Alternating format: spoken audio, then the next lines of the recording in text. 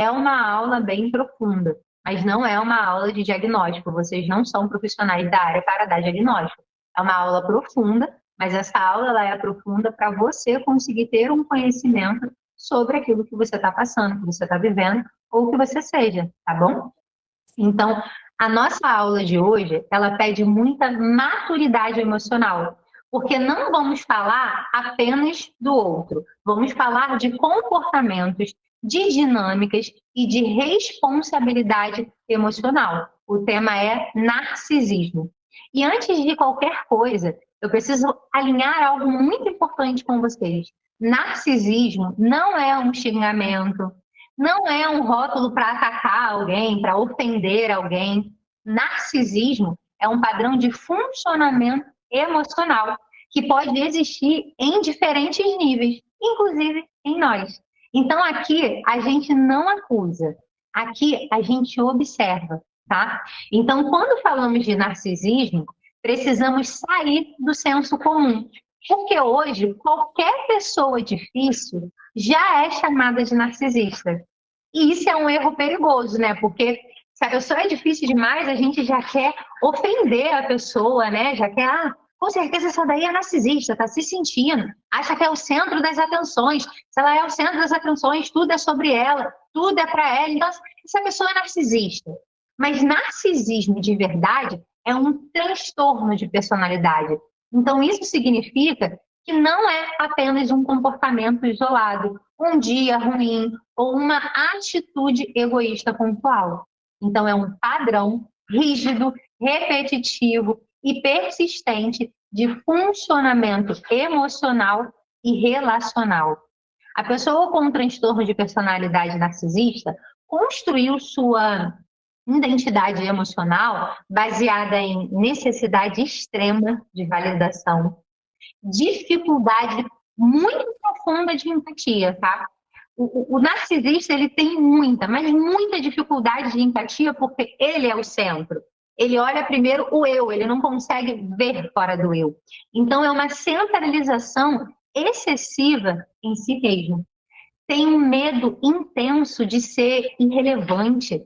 O narcisista, ele não suporta ser rejeitado. Ele não suporta ser uma pessoa comum. Ele precisa estar no centro das atenções.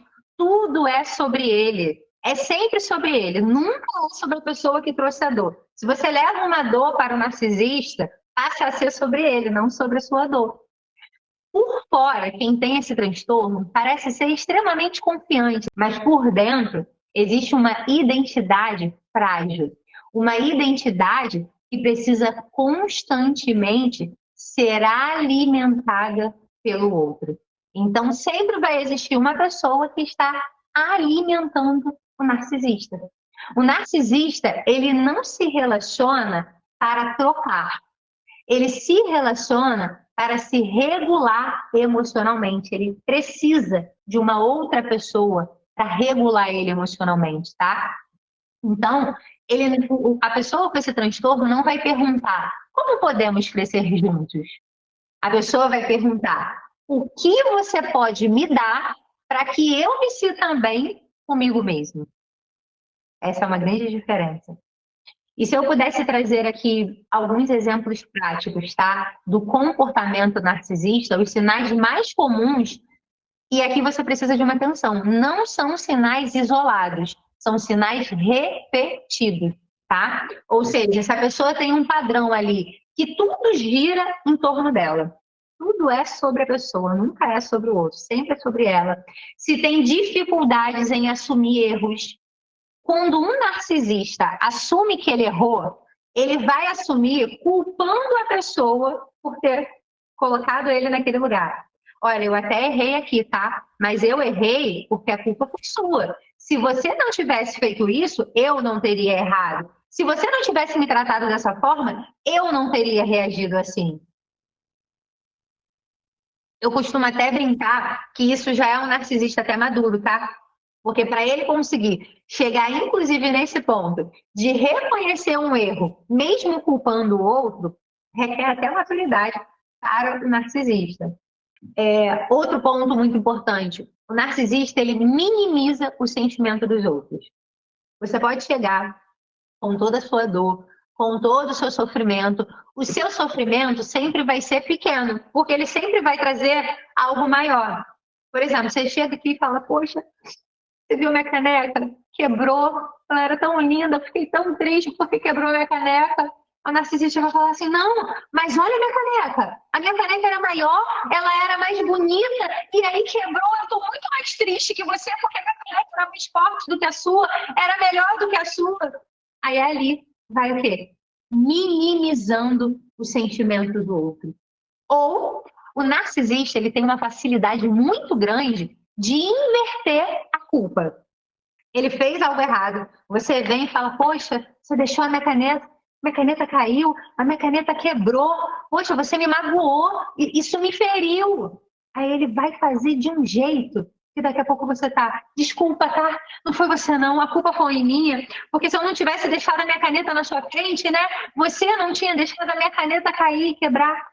É uma facilidade de inverter a culpa que quando você vê, você está pedindo desculpa quando o erro inicial foi.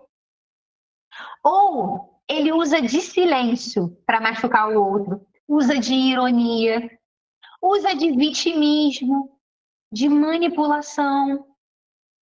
E aí, quando ele se sente ameaçado, ele vai começar o processo dele de manipulação, porque ele não pode se sentir ameaçado. Ele não pode, porque quando ele se sente ameaçado, tem alguém crescendo. E ninguém pode ser maior do que ele. Então, ele vai trabalhar a manipulação, porque se alguém cresceu, ele precisa diminuir aquela pessoa urgentemente. O narcisista, ele reage muito mal aos limites. Se você impõe algum limite bem claro, tá? Não, eu não vou fazer. Não, eu não vou. Eu não sou assim. Você não vai invadir o meu espaço. Eu não quero. Se você impõe esses limites de forma clara para o narcisista, ele vai explodir, porque ele reage muito mal aos limites, tá? Vou dar um exemplo aqui. Quando você tenta, por exemplo, conversar com o narcisista sobre algo que te feriu, né? Te feriu de forma profunda, a conversa sempre vai terminar com você pedindo desculpa por ter se sentido mal. Você que vai pedir desculpa, foi você que foi ferido, mas você que vai pedir desculpa. Você sempre vai pedir desculpa. Infelizmente, é dessa forma que o narcisista vai fazer você se sentir. E isso não é diálogo. Isso é desorganização emocional projetada no outro. E muitas mulheres me perguntam assim, mas de onde vem o transtorno, né? Porque algo que eu consigo te garantir é que ninguém nasce narcisista e pronto.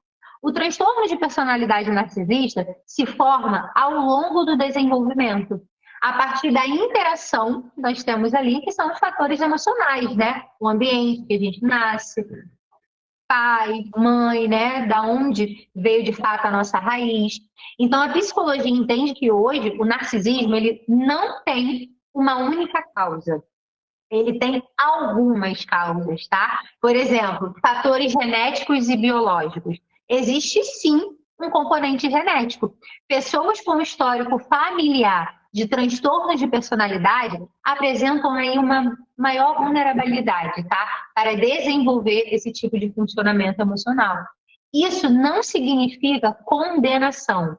Isso significa predisposição, tá? Como algumas características de rigidez emocional, quando a criança, né, o ser humano ali, nasce numa família com muita rigidez, com baixa intolerância à frustração, com dificuldade de empatia, sem equilíbrio. Tem uma mãe ou um pai, vamos botar aqui um exemplo, um pai que ama demais, uma mãe que ignora, não tem um equilíbrio naquele lar, então já é algo disfuncional.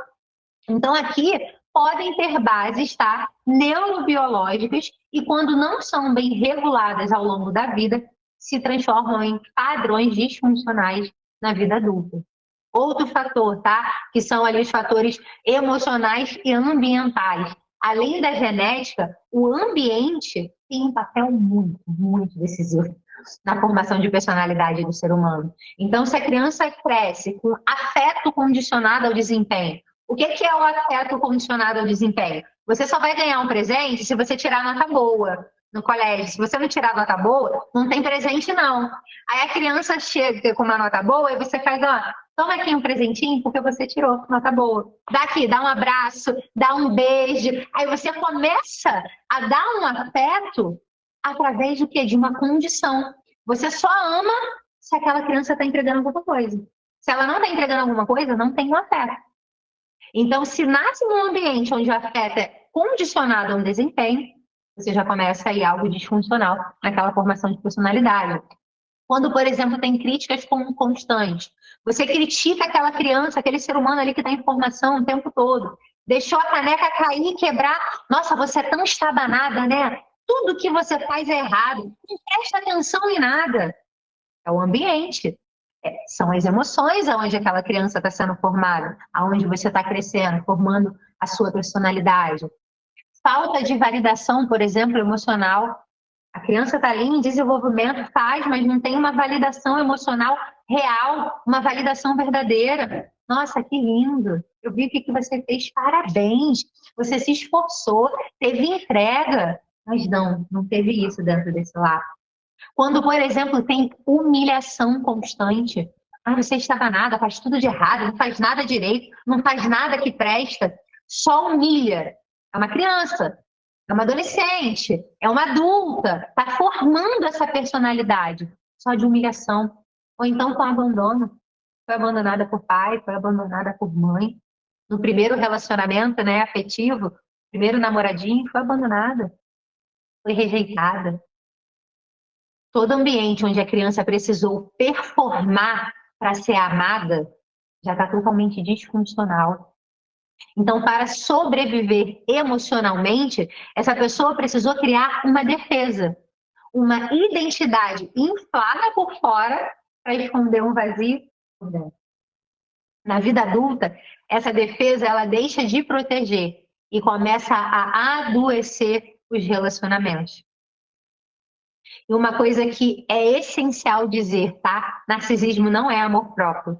Porque muitas pessoas com esse transtorno acabam caindo nesse ponto muito autoferrante do amor próprio. Mas amor próprio gera paz. Narcisismo gera tensão. Amor próprio respeita limites. Narcisismo se irrita com limites. Amor próprio gera troca. Agora, narcisismo, ele exige centralidade. Conseguem entender que narcisismo não é amor próprio? Amor próprio é outra coisa. A gente pode trabalhar o amor próprio em outra aula para vocês entenderem de fato o que é um amor próprio de verdade. Existem alguns impactos emocionais grandes quando a gente convive com um narcisista. Conviver com padrões narcisistas pode gerar confusão emocional, pode gerar culpa excessiva, perda de identidade.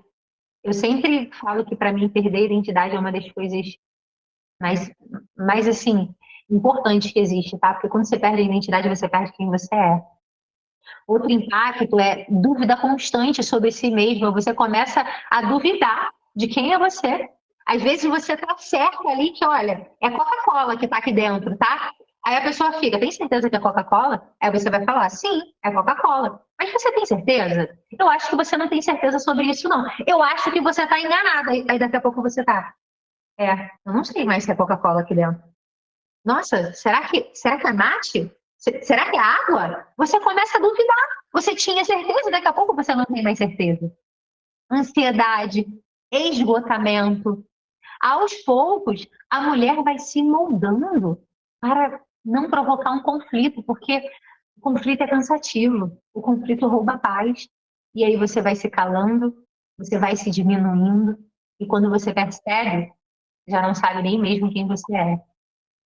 O narcisismo do outro só prospera onde a autoestima da outra pessoa está fragilizada. Porque se eu não tenho uma autoestima firmada, o narcisismo ele vai o quê? Viver comigo, eu vou alimentar o narcisismo dele, tá? Mas assim, uma verdade bem difícil, tá? Mas necessária, que eu quero trazer para a consciência de vocês é: e se você tiver o traço narcisista? Porque nem toda mulher aqui convive com um narcisista. Algumas mulheres reproduzem os comportamentos narcisistas e sem perceber. E reconhecer isso não é uma vergonha. Reconhecer isso é maturidade. Porque um dos diagnósticos mais difíceis de se entregar é para uma pessoa narcisista. Porque como o narcisista é bom demais, é maduro demais, é autossuficiente demais, tudo que ele faz é tão perfeito, todo mundo está sempre tão errado e ele está certo sobre tudo, como você vai dar um diagnóstico para uma pessoa que se acha perfeita? É difícil. Então, o meu convite aqui agora não é para você dar diagnóstico para ninguém. Não é para você falar, minha mãe é, meu pai é, meu marido é, minha amiga é, meu chefe no trabalho é. Não. Aqui é para você olhar para você. Se ordenada você se transforma, antes de você tentar dar um diagnóstico para alguém, você vai olhar para você e perguntar: será que eu tenho algum traço? Será que eu tenho um transtorno? Porque às vezes você não vai ter o transtorno, mas você vai ter alguns traços. Então você precisa se fazer perguntas honestas. Tenho dificuldade em admitir os meus erros? Eu me frustro quando o outro não faz do jeito que eu quero? Eu invalido sentimentos quando me confronto? Eu preciso estar sempre certa? Esse é o momento de você olhar para você. Não é olhar para nenhuma outra pessoa, é para você. Você diz que ama, mas só se sente em paz quando o outro se adapta a quem você é. Isso não é parceria. Isso é controle emocional disfarçado de cuidado. Então, eu gostaria que, de fato, você olhasse para dentro de você. Não dê diagnóstico para ninguém, não. Olhe para dentro de você. Eu sei que talvez você possa, sim, conviver com um narcisista, mas antes de dar um diagnóstico para alguém, olhe para você. Analise se, de fato, você não é essa pessoa. E se você convive, tá, com uma pessoa com esse transtorno, eu quero te trazer aqui alguns caminhos. O que que eu posso fazer, Jéssica? Não consigo tirar essa pessoa da minha vida, não consigo cortar um vínculo. É um pai, é uma mãe, é um marido. Como eu consigo fazer para me relacionar melhor com quem tem esse transtorno? Primeira coisa, cuida da tua autoestima. Autoestima não é se achar melhor, é saber quem você é sem precisar diminuir ninguém. Outro caminho, limites. Limite não é agressão, é proteção emocional. Quem se irrita com os seus limites se beneficia da ausência deles. Então, se alguém está se irritando porque você está colocando limite, é porque essa pessoa estava se beneficiando quando você não colocava limite. Outro ponto, saúde emocional. É sair de jogos emocionais. É escolher vínculos onde existe troca, não drenagem. Se você convive com alguém com esse transtorno, faça terapia. Sozinha não é possível vencer. Sozinha é difícil estabelecer uma identidade, é difícil estabelecer uma autoestima saudável. Procure terapia. Nós temos aqui o Instituto Ordenado, onde eu sou proprietária. São terapeutas mulheres que cuidam apenas de mulheres. Faça terapia, você precisa de ajuda. Sozinha é difícil. E eu sempre ensino aqui o meu método OPO. O método OPO, você coloca ele em todas as áreas da sua vida. Em todas as áreas da vida você vai aplicar. Como que a gente aplica o método OPO? Que é organizar, priorizar e ordenar para quem convive com quem tem esse transtorno, tá? Por quem é, tá? Quem tem esse transtorno e quem convive com quem tem. Primeiro ponto, organizar. Você precisa identificar padrões que se repetem nos relacionamentos. Será que eu estou me relacionando com todo mundo que é sempre parecido? Me separei do primeiro, do segundo e do terceiro, sempre pelos mesmos motivos? Comece a identificar os padrões que se repetem. Comece a nomear comportamentos que te confundem, que te machucam. Comece a separar amor de dependência, cuidado de controle, vínculo de carência. Aqui a gente faz o quê? O organizar. Depois a gente vai para o priorizar. Coloque sua saúde emocional acima da necessidade de agradar. Pare de se moldar para caber no mundo de alguém. Escolher vínculos que respeitem quem você é e não quem finge ser para você. E terceiro, ordenar. Criar novos hábitos emocionais no seu dia. Falar com clareza, sem medo de desagradar. Sustentar limites, mesmo quando isso for gerar aí um desconforto. Não se anular para manter relações. Se você está se anulando para manter relações, não vai por esse caminho, não. Porque a mulher ordenada, ela não ama se perdendo, ela ama se posicionando. A mulher ordenada não vive de rótulos, ela vive de consciência. Ela entende que amor saudável não confunde, não machuca, não diminui. E se algo doeu aqui em você nessa aula, isso não é condenação, isso é um convite à cura. Porque quando você se organiza por dentro, o amor ele deixa de ser um campo de guerra e passa a ser um espaço de crescimento. É por isso que eu falo, ordenada, você se transforma, porque é esse processo de cura. É esse processo de você se curar para curar outras mulheres também e viver uma vida intencional. Quantas mulheres não vivem uma vida no automático e não conseguem nem mesmo perceber que está vivendo relacionamentos que não são saudáveis? Então, a mulher ordenada, ela é curada para curar e viver uma vida intencional. Então, quando eu falo que ordenada você se transforma, é porque é possível ser curada, é possível você viver uma vida intencional.